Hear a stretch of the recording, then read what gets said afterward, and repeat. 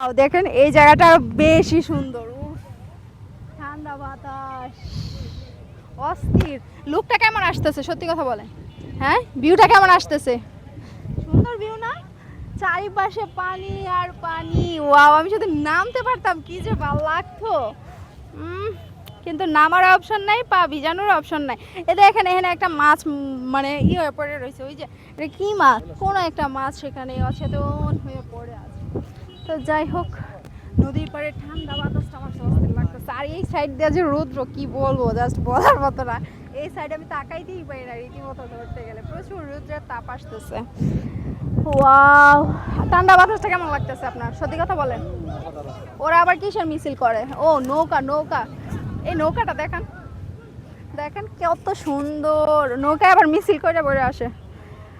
আম করে তুললে তো ভালোই হইতো, কিন্তু তুলবে না আমাদের। ইস, আমি যদি উঠতে পারতাম। কিন্তু নৌকা খালি পাওয়া যায় না সচরাচর এখানে। নৌকার জন্য বুকিং দিতে হয় মনে হইতেছে। বাই।